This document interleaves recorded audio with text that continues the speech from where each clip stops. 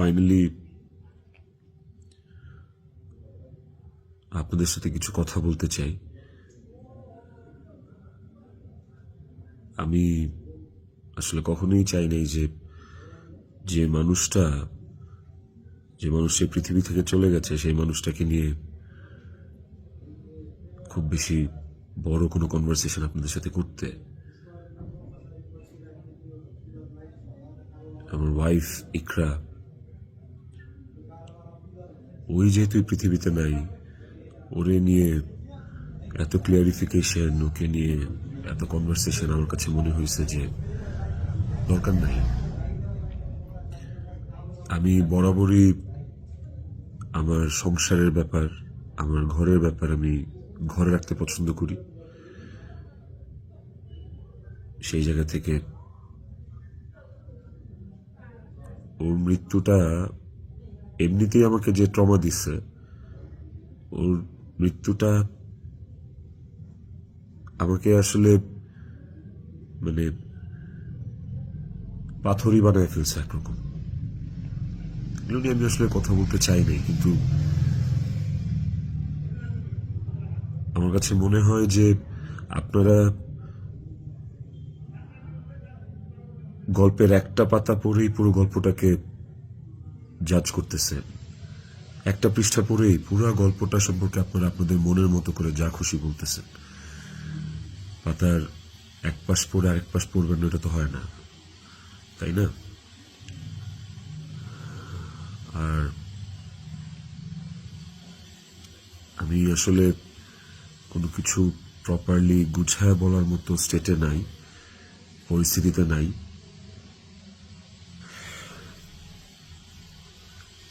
আপনাদেরকে আমি কয়েকটা কোয়েশ্চেনের অ্যান্সার দেওয়ার জন্য আসলে ভিডিওটা করতেছি, যে প্রশ্নের উত্তরগুলি আপনাদের কিছুটা হলেও কনফিউশন দূর করবে।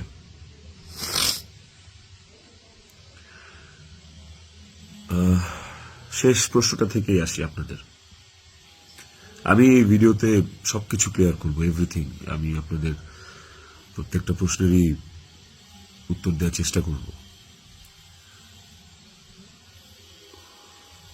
আপনাদের শেষ প্রশ্নটা ছিল যে মানুষটা একটা মানুষকে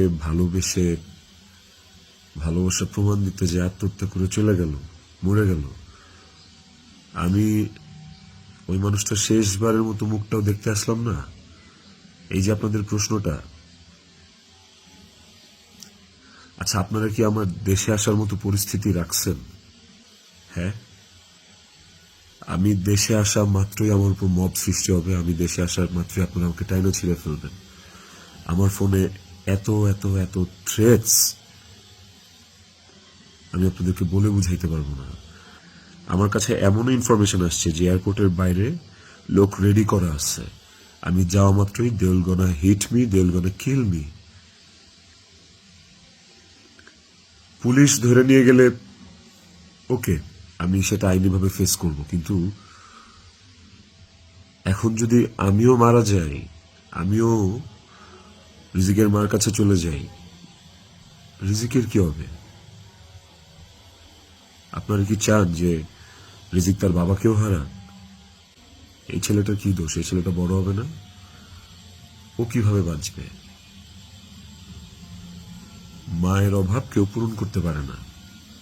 যে মানুষটা বাইচা আছে, ওই বাপের অভাব কিভাবে পূরণ হবে? তাইলে মাও থাকবে না, বাপও থাকবে না? আপনারা এটা চান?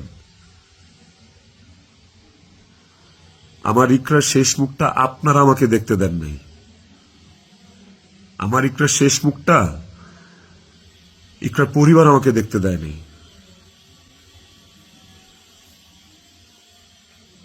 16 বছর সংসার করছি, 16 বছর একটা শত্রুর সাথেও যদি কেউ এক ছাদের নিচে থাকে, সে মারা গেলে তার চেহারাটা দেখার জন্য ছটফট করে মানুষ। আর আমার বউ ছিল, আমি ভালোবাসা তার বিয়ে করছি, ওই মানুষটা মারা গেছে, তার শেষবারের মতো তার চেহারাটা আমি দেখবো না?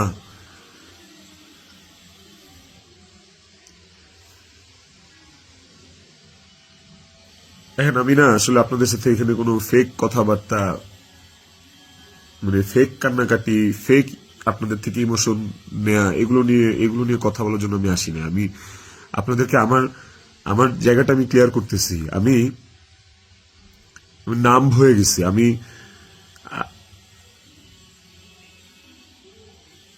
আমারও মনে হয় যে আমি যে কোনো সময় কোনো একটা দুর্ঘটনা ঘটায় ফেলতে পারি, বাট ওই মুহূর্তে যখন রিজিকের ফেসটা আমার চোখের সামনে আসে না, আমি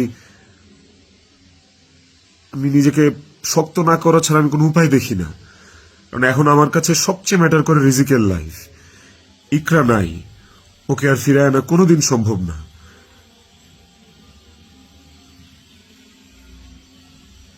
আমার কাছে এখন সবচেয়ে বেশি প্রায়োরিটি হচ্ছে রিজিকের জীবনটা। আপনারা না রিজিককে ভালোবাসেন, আপনারা না রিজিককে নিয়ে অনেক কনসার্ন। এই যে এত এত গালি আর হেট্রেড আমাকে নিয়ে, এত কিছু, সবকিছুর অ্যান্সার আপনাদেরকে আমি দিব। তার মধ্যে একটা জিনিস আমাকে একটু হলেও স্বস্তি দিছে, সেটা হচ্ছে যে আপনারা রিজিককে নিয়ে অনেক কনসার্ন। তাহলে রিজিক তার বাবা হারাইলে আপনারা খুশি হবেন? আপনাদেরকে আরেকটা কথা বলবো, সেটা হচ্ছে যে আপনারা অনেকেই বলতেছেন যে এদিকে বউ মারা গেছে অথচ আমি আসতেছি না, নেপাল থেকে আসতে কয় ঘন্টা লাগে, নেপাল কি মঙ্গল গ্রহে নাকি, অনেক অনেক কথা বলতেছে। কন্টেন্ট ক্রিয়েটাররা ভিডিও বানাইতেছে যে নেপাল থেকে আসলে 1 ঘন্টা লাগে, এই লাগে সেই লাগে। ভাই, আমি নেপালে 18 বার আসছি, আমি জানি নেপাল থেকে যেতে কতক্ষণ লাগে। কিন্তু নেপাল থেকে বাই রোডে বাংলাদেশে যাওয়ার কোনো সুযোগ নাই। ইন্ডিয়া হয়ে বাই রোড যাওয়া যায়, সেটাও লুকায় টুকায় যাওয়া যায়, অথবা ইন্ডিয়ার ভিসা থাকা লাগে। কিন্তু যেদিনের ঘটনা, সেদিন আমি এমন কোনো চেষ্টা বা প্রয়াস বাদ রাখি নাই যে নেপাল থেকে বাংলাদেশে যেন আসা যায়। সেটা বাংলাদেশ নেপাল ডিরেক্ট ফ্লাইট হোক, ছিল না। ট্রানজিট ফ্লাইট ছিল না, একটা ট্রানজিট ফ্লাইট ছিল, ওইটার টাইম আর ওইটাতে আসলাম, ওকে পরের দিনে আসতে হইতো। তারপর আমি বিজনেস ক্লাস ট্রাই করছি, যে কোনো ট্রানজিট ফ্লাইটে বা নেপালের ফ্লাইটে কোনো বিজনেস ক্লাস আছে কিনা। আমি অনেকভাবে চেষ্টা করছি যে সামহাও বাংলাদেশে আমি ঢুকতে পারি কিনা, বাট ওই দিন, যেদিনের ঘটনা, ওই দিন আমি কোনোভাবেই টিকিট ম্যানেজ করতে পারিনি। এটা হচ্ছে যেদিনের ঘটনা, সেদিনের কথা বললাম। আর এরপরের দিন আপনারা যে বলতেছেন যে শেষ দেখাটাও দেখলাম না, আসলাম না, এই না সেই না, আমি টিকিট কাটছিলাম। কারণ ওই টিকিটটা ছাড়া অন্য কোনো টিকিটে আসলেও আমাকে দেরি করে আসতে হইতো। সো সবচেয়ে ফাস্টেস্ট টিকিট ছিল এটাই, বাংলাদেশ বিমানের কাঠমান্ডু টু ঢাকা, বাংলাদেশ বিমানের কাঠমান্ডু টু ঢাকা। দেখেন এখানে লেখা আছে 1 মার্চ, এই যে 1 মার্চ। আমি টিকিট কেটে ইমিগ্রেশন পার করেও চলে আসছি। তারপরে যেটা হয়েছে, আমার কাছে ইনফরমেশন আসছে যে এয়ারপোর্টে এভরিথিং ওয়াজ রেডি। আমি ঢুকা মাত্রই আমাকে হিট করবে বা আমাকে পুলিশের হাতে পড়ার আগেই আমাকে যা করার করবে। তো ওই অবস্থায় তো আমি দেশে ঢুকবো না। এবং এর সাথে শুধু আমার কাছের মানুষজনই যে জড়িত তা না, আর অনেক মানুষজন জড়িত। আমি পুরোটা না বলি, কাউকে ছোট করতে চাই না বা কাউকে আমি এখনই দোষ দিতে চাই না। তো আমি যখন বুঝতে পারলাম যে আমি দেশে আসা মাত্রই আমার উপর অ্যাটাক হবে এবং এটা হিতের বিপরীত হবে, এবং এখন মব হলে যেটা হয় যে পুলিশে আসলে অনেক সময় নিরুপায় হয়ে যায় সিচুয়েশনে, ওই জিনিসটা অ্যাভয়েড করার জন্য যে আমার কিছু হইলে এখন আমার ছেলের কি হবে, আমার ছেলে তো আমার পথ চেয়ে বসে আছে, ওই ব্যাপারটা যখন আমি জানতে পারি, ক্লিয়ারিফাই হই, তখন আমি ইমিগ্রেশন ক্রস করার পরেও আমি অফলোড হই। দেখেন এখানে রিজেক্টেড লেখা আছে, অফলোড হওয়ার। তো এই ছিল রিজন। আর যারা বলতে চাচ্ছেন যে আমি আসি নাই, আমার আসার ইচ্ছা নাই, দেখার ইচ্ছা নাই, খুবই বুলশিট কথা এবং ভুল কথা। আমার বউ মারা গেছে, যার সাথে আমি 16 বছর কাটাইছি, যারা আমি ভালোবেসে বিয়ে করছি, যাকে আমি ভালোবাসছি, তার শেষ মুখটা আমি দেখতে আসবো না, এটা শুনতে পাইলেও বা এটা শোনার পরও আসলে আমার কলিজাটা কাঁপা ওঠে, আমার ছটফট করে। আমি যখন আপনাদের রিলস দেখি, আমি যখন আপনাদের ভিডিও দেখি যে কবরে শোয়ানো হচ্ছে, কবর খোঁড়া হচ্ছে, লাশের গাড়ি যাচ্ছে, ভাই আমি ঠিক থাকতে পারি না। আমার ভেতরটা যে কেমন ছটফট করে, আমি আপনাদেরকে এটা বুঝাইতে পারবো না।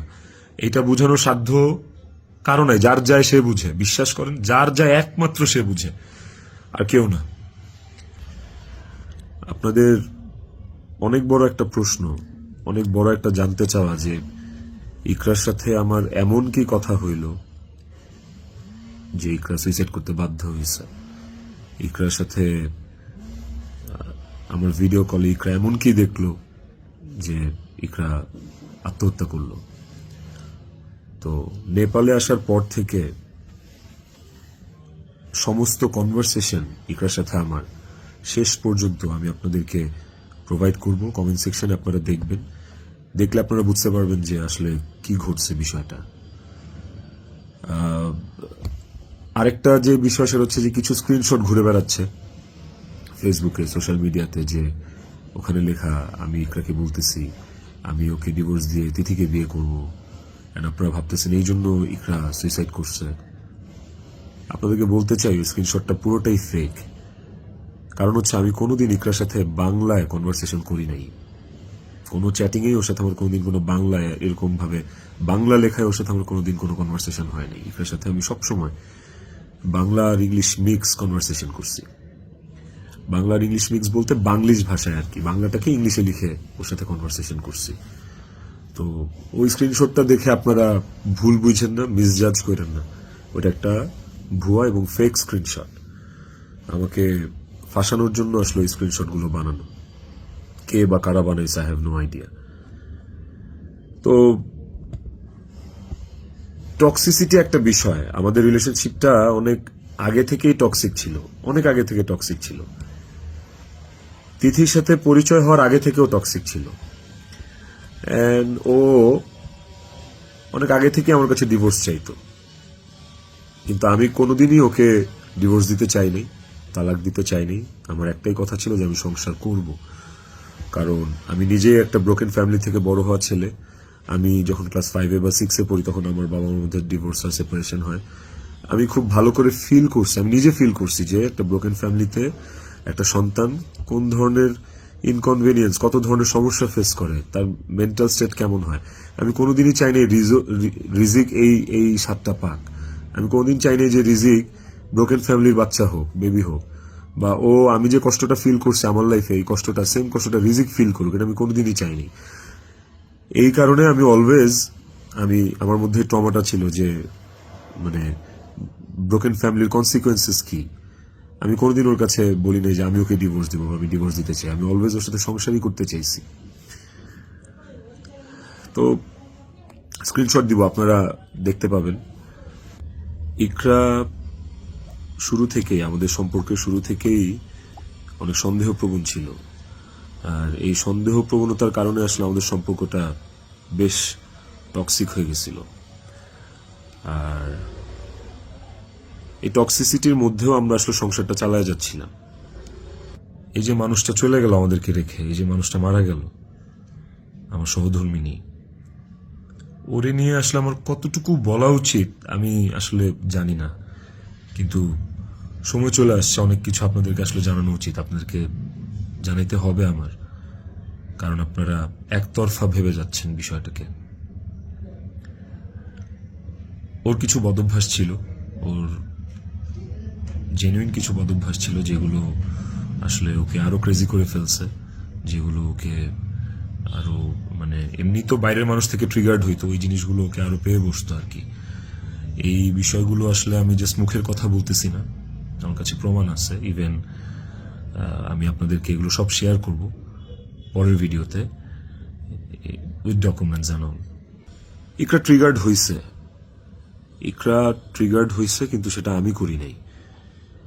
ইকরা ট্রিগার্ড হয়েছে আমারই কিছু ভাই ব্রাদার, কিছু কাছের মানুষ, যারা ওর আমার দুজনেরই কমন সার্কেল, যাদের সাথে ইকরার আমি দুজনই খুব ইন্টিমেট ছিলাম। ওরা ডে বাই ডে ওকে ট্রিগার করে করে আজকে এই জায়গায় নিয়ে আসছিল। এবং এই মানুষগুলা তো থার্ড পার্সন আমার জীবনে। একটা সংসার তখনই টক্সিক হয় যখন বাইরের মানুষরা ওই সংসারের মধ্যে ইনভলভ হওয়া শুরু করে, বাইরের মানুষগুলা ওই সংসারে হাজবেন্ডকে বা ওয়াইফকে ট্রিগার করা শুরু করে। তো এই মানুষগুলা সম্পর্কে আমি পরে অন্য একটা ভিডিওতে হয়তো বলবো, বা এই মানুষগুলো সম্পর্কে ওরা যারা নিজেদেরকে কাকরাইল মসজিদের ইমাম সাহেব মনে করতেছে, মনে করে আমার সংসারে ইন্টারফেয়ার করছে, তাদেরকে নিয়ে পরে কথা বলবো উইথ প্রুফ। কিন্তু এখন আসলে আমি এইসব বিষয়ে বা অন্য কাউকে এক্সপোজ রিভিল করার মতো আসলে মেন্টাল পরিস্থিতিতে নাই। আমি কতটুকু গুছায় কথা বলতে পারতেছি আমি সেটাও জানি না, কিন্তু আমি ইকরাকে সুইসাইড করতে ট্রিগার করি নাই, শি ওয়াজ ট্রিগার্ড। এবং এই বিষয়টা আপনারা, আমি যে স্ক্রিনশটগুলো প্রোভাইড করব ওই স্ক্রিনশটগুলো দেখলে আপনারা বুঝবেন, যেখানে একটিবারের জন্য আমি ওকে কোথাও বলি নাই যে আমি ওর সাথে থাকবো না। আর আমার পুরো কনভারসেশনে আমি কখনো ওকে গালিগালাজ করি নাই, আপনারা সেটা পাবেন না। বরঞ্চ ও আমাকে অনেক গালিগালাজ করছে, অনেক উল্টাপাল্টা কথা বলছে, অনেক থ্রেট দিচ্ছে, অনেক কিছু করছে। তো আমি ট্রিগার করি নাই, আমি অন্তত চাই নাই যে ও সুইসাইড করুক। আমার কাছে ইকরা শুধু আমার ওয়াইফ ছিল না, আমার কাছে এত টক্সিসিটির পরে এসেও ইকরা আমার কাছে আমার সন্তানের মা ছিল। এটা আমার কাছে অনেক বড় একটা ব্যাপার ছিল। আপনাদের আরেকটা বড় প্রশ্ন বা জানার ব্যাপার ছিল যে ইকরার মৃত্যুর আগে ওর ভিডিও কলে ও এমন কি দেখছে বা আমি এমন কি বলছি ভিডিও কলে যে কারণে ও বাধ্য হয়েছে সুইসাইড করতে। আপনাদেরকে যে স্ক্রিনশটটা দিব ওই স্ক্রিনশটটাতে আপনি নিচে গেলে দেখতে পারবেন যে একটা কনভারসেশনের পরে ওর সাথে আমার একটা 22 সেকেন্ডের ভিডিও কল। ওই 22 সেকেন্ডের ভিডিও কলটার বিষয় বলি।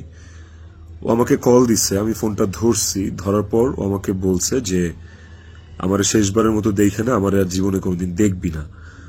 তো ওর ওই কথাটা শোনার পরে আমার কাছে মনে হয়েছে যে আমি খুব ঘাবড়ে গেছি, আমি ভয় পেয়ে গেছি যে নিশ্চয়ই কোনো একটা দুর্ঘটনা ঘটবে। সাথে সাথে আমি আমার অ্যাসিস্ট্যান্টকে কল দিছি যে ম্যাডাম পাগলামি করতেছে, ম্যাডাম রে তাড়াতাড়ি যা দেখ ম্যাডাম কি করতেছে, তাড়াতাড়ি পাগলামি করতেছে। ওই অ্যাসিস্ট্যান্টের সাথে কথা বলার সময় আমার ফোনে ওই কথা বলা অবস্থাতে আরেকটা ভিডিও কল আসছে। অ্যাসিস্ট্যান্টকে আমি হোয়াটসঅ্যাপে কথা বলতেছিলাম, মেসেঞ্জারে আমার ভিডিও কলটা আবার আসছে ইকরার থেকে। তো অ্যাসিস্ট্যান্টের সাথে কথা বলতে বলতে ওই কলটা রিসিভ করতে পারি নাই। অ্যাসিস্ট্যান্ট ততক্ষণে ম্যাডামের ওখানে গেছে, আর আমার কলটা যেহেতু আমি ধরতে পারি নাই, তারপর আমি অ্যাসিস্ট্যান্টের সাথে কথা শেষে আমি নিজে কল ব্যাক করছি। তারপর আর ওই কল ওখান থেকে আর কখনো রিসিভ হয় নাই। তো আমার কথা হচ্ছে যে আমার কথা ভাবে নাই, মানলাম। আমার ছেলেটা রিজিক পর্যন্ত যে ওকে গেটে ধাক্কা দিচ্ছে, নক করছে, বলছে যে মা দরজা খুলো, মা দরজা খুলো। রিজিকের কণ্ঠস্বরটা কি ওর কানে যায় নাই? রিজিকের প্রতি ওর একটু মায়া কাজ করে নাই রিজিকের কথাটা শোনার পরে? তো এই ভিডিও কলের বিষয়টাও আপনাদেরকে আমি ক্লিয়ার করলাম। আই হোপ আপনারা স্ক্রিনশট দেখলে বুঝতে পারবেন। এবার আসেন নেপালের শুটিং প্রসঙ্গ।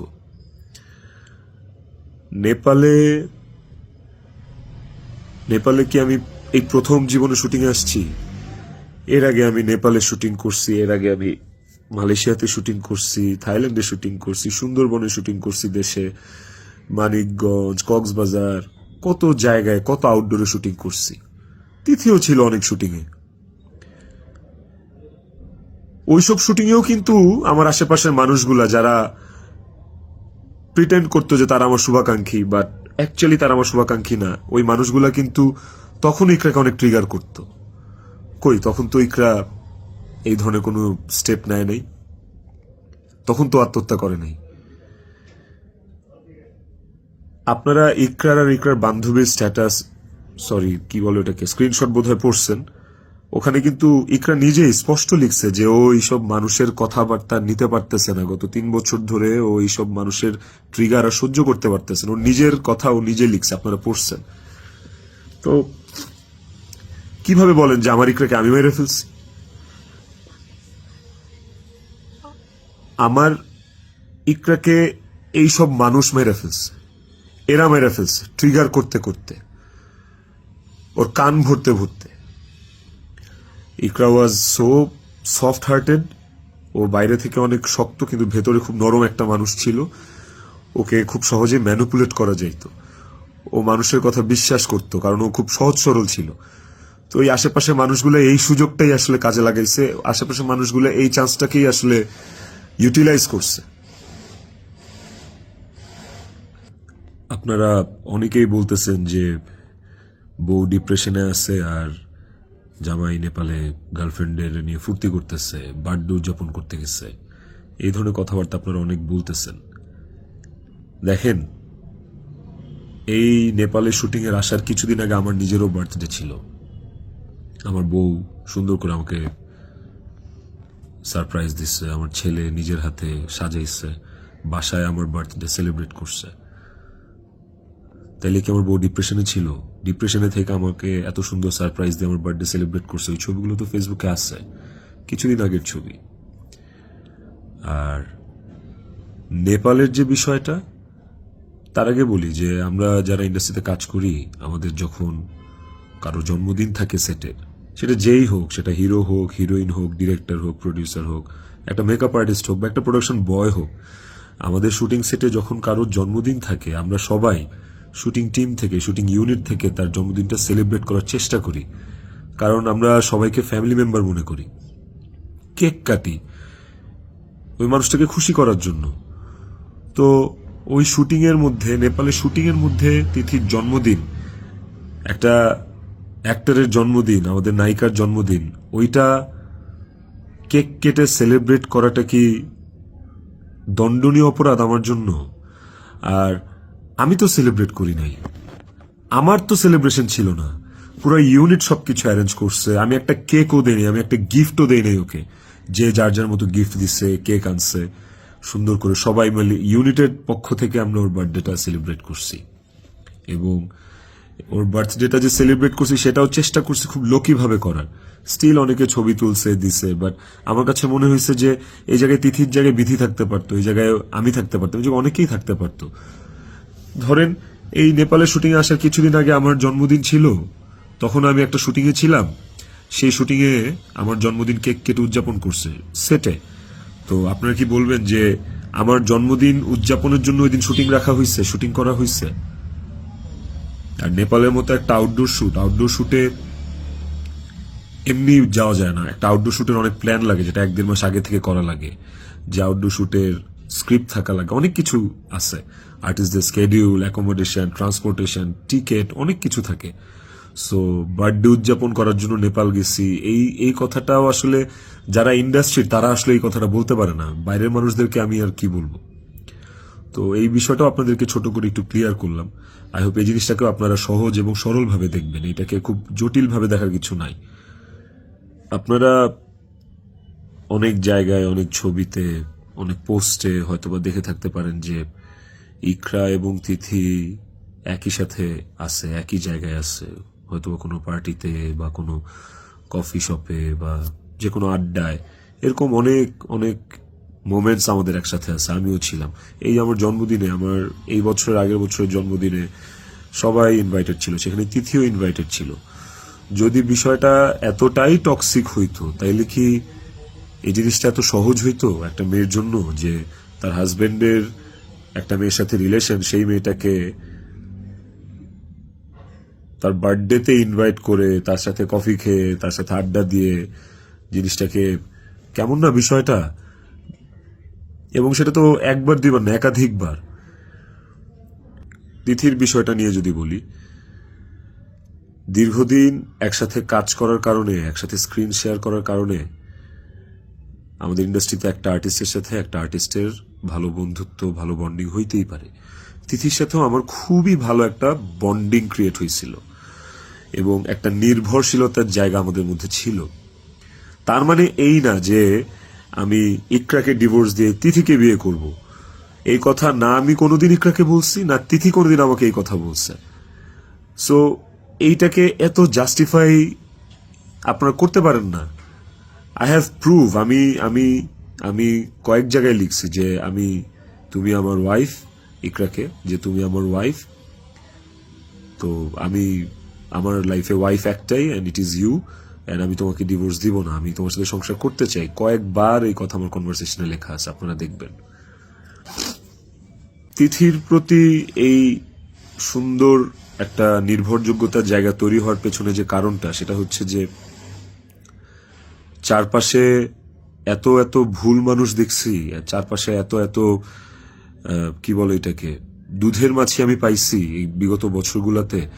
ওকে আমার কাছে অনেস্ট মনে হয়েছে, ওকে আমার কাছে ডেডিকেটেড মনে হয়েছে। আমার কাছে মনে হয়েছে যে অন্তত এই মানুষটা আমার জন্য ক্ষতিকারক না। তো যখন আপনি আপনার সারাউন্ডিংসে এরকম একটা মানুষ পাবেন যে মানুষটা আপনার জন্য ক্ষতিকারক না, ডেডিকেটেড এবং এবং যার সাথে আপনার মেন্টালিটি ম্যাচ করে, ওই মানুষটা সাথে আপনার ভালো বন্ডিং হওয়াটা খুব স্বাভাবিক। শুধু আমার না, আর অনেকের এরকম হয়। আমার এখন যেটা মনে হইতেছে সেটা হচ্ছে যে ইকরা আমার কাছে যতবার ডিভোর্স চাইছে, ও যতবার বলছে যে আমাকে ডিভোর্স দিয়ে দাও, আমার আসলে ওকে ডিভোর্স দিয়ে দেওয়া উচিত ছিল, তাইলে অন্তত ইকরা তো বেঁচে থাকতো। একটা টক্সিক সম্পর্ক ধৈরা বাইন্ধা টাইনা হেঁচড়া টিকায় রাখার থেকে আসলে ওই সম্পর্কটা না থাকাই ভালো। অন্তত মানুষগুলো তো জীবিত থাকতো। দেখেন, ইকরা মারা গেছে, ইকরা একা মারা যায়নি, ইকরার সাথে আমাকেও নিয়ে গেছে। আমি আমি এখন একটা জিন্দা লাশ। পৃথিবীতে পৃথিবীতে সবচেয়ে বড় শাস্তি কি হইতে পারে? আমি যদি ফাঁসিতেও ঝুলি, ওটা আমার কাছে কোনো পানিশমেন্ট না, শাস্তি না। আমাকে যদি আপনারা মব করে মাইরাও ফেলেন, সেটাও আমার জন্য শাস্তি না। আমি আমার শাস্তি পায়া গেছি। এবং এই যে জিন্দা লাশ হয়ে বেঁচে থাকাটা, এটা আমাকে সারা জীবন বয়ে বেড়াইতে হবে। ওর অভাব আমার সারা জীবন ফিল করতে হবে। আমার নিজের জন্য বাঁচার আসলে আর কিছু নাই। আমি আমার শাস্তি পায়ে গেছি। আমি আমি এর চেয়ে বড় কোনো শাস্তি হইতে পারে না যে আমি একটা জীবিত লাশ হয়ে সারাটা জীবন পার করব। বিশ্বাস করেন, আমার দম বন্ধ হয়ে আসে, আমার নিঃশ্বাস বন্ধ হয়ে আসে। আমি আমি আমি 5 মিনিট পর পর আমি উন্মাদ হয়ে যাইতেছি। বাট ইভেন আমি সুইসাইড করার অনেক চিন্তা ভাবনা করতেছিলাম। বারবার মনে হচ্ছিল যে আমি ইকরার কাছে চলে যাই, ইকরা আমাকে ডাকতেছে। কিন্তু যখনই রিজিকের চেহারাটা চোখের সামনে ভাইসা ওঠে না, ওই মুহূর্তে আসলে আর আর কিছু মাথায় কাজ করে না। মনে হয় যে না না না না, আমি করতে পারবো না, রিজিকের জন্য আমার বাঁচতে হবে। আপনারা প্লিজ প্লিজ রিজিকের জন্য হইলেও আমারে বাঁচতে দেন, আমারে দেশে আসতে দেন প্লিজ। আপনারা যদি রিজিককে ভালোবাসেন, আমাকে একটা সুযোগ দেন রিজিকের যোগ্য পিতা হয়ে দেখানোর। আমি ওকে একটা সুন্দর জীবন দিতে চাই। আমি ওর মায়ের অভাব পূরণ করতে পারবো না, কিন্তু আমি ওকে আমার বাবার ভালোবাসা থেকে, আমি ওর বাবার ভালোবাসা থেকে বঞ্চিত করতে পারবো না। আমি চাই না। আমি ওকে ওকে একটা আদর্শ বাবা হয়ে দেখাইতে চাই। আমার সন্তানটা আমার সাথে খুব কানেক্টেড। যারা আমার কলিগ, তারা দেখছে, তারা জানে যে আমার ছেলেটা আমার জন্য কি পরিমাণ ক্রেজি, পাগল। আমাকে আমার ছেলের কাছে যাইতে দেন আপনারা প্লিজ। ও আমার জন্য অপেক্ষা করতেছে। ওকে ওকে আমি মানুষের মতো মানুষ করতে চাই। ওকে আমি পৃথিবীতে সুখের একটা জীবন দিতে চাই। প্লিজ। আইনের প্রতি আমার শ্রদ্ধা আছে। আমি দেশে আসলে আইন আমাকে যে শাস্তি দিবে, আইন যে সিদ্ধান্ত নিবে, আমি সেই সিদ্ধান্তের সাথে একমত থাকব। আমার তাতে কোনো আপত্তি নাই। আমি আইনিভাবে এই জিনিসটা ফেস করবো, আমার কোনো আপত্তি নাই। কিন্তু প্লিজ আমাকে রিজিকের থেকে দূরে সরান না আপনারা। এতটুকু আপনাদের কাছে অনুরোধ করে বলতেছি, হাত জোর করে বলতেছি, প্লিজ।